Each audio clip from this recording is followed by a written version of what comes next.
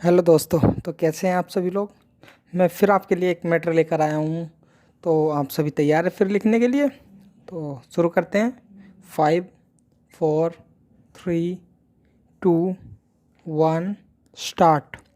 संसार में रहते हुए सभी प्राणी दुख से छुटकारा पाने तथा सुख की प्राप्ति करने के प्रयत्न में दिन रात संलग्न हैं।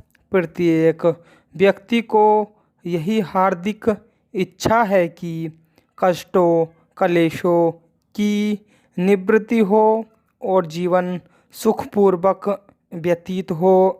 मनुष्य जितना भी पुरुषार्थ कर रहा है सुख प्राप्ति के उद्देश्यों को दृष्टिगत रखकर ही कर रहा है, किंतु अब देखना यह है कि प्रत्येक मनुष्य जबकि इसी बात के लिए उद्यम और पुरुषार्थ कर रहा है तो इस लक्ष्य की प्राप्ति में सफलता कितनों को मिली है।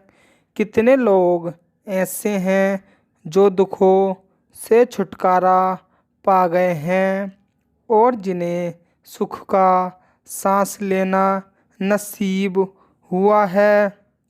प्रत्येक मनुष्य के हृदय को टटोलने से पता यह चलता है कि उसके भीतर से दुख की ही आवाज़ निकलती है।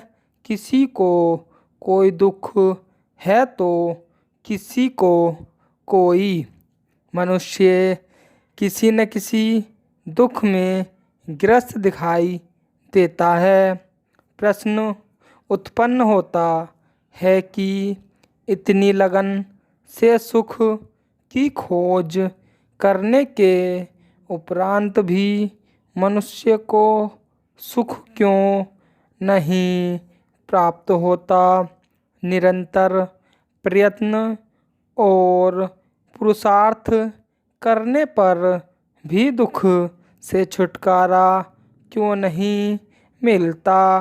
और जबकि मनुष्य का सारा परिश्रम ही सुख प्राप्ति के निमित्त है तो फिर वह अपने उद्देश्य में असफल क्यों रहता है। प्रकृति का नियम तो है कि मनुष्य जिस वस्तु की इच्छा करे वही उसे प्राप्त हो। मनुष्य की प्रत्येक इच्छा अथवा अभिलाषा की पूर्ति में सहायक होना ही प्रकृति का काम है, क्योंकि प्रकृति मनुष्य की प्रत्येक भावना का आदर करती है।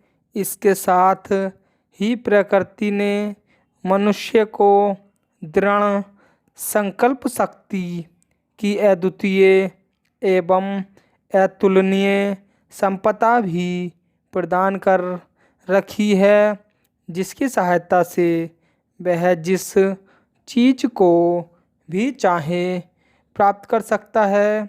किंतु इतना सब कुछ होने के उपरांत भी क्या कारण है कि मनुष्य की सुख की खोज असफल रहती है।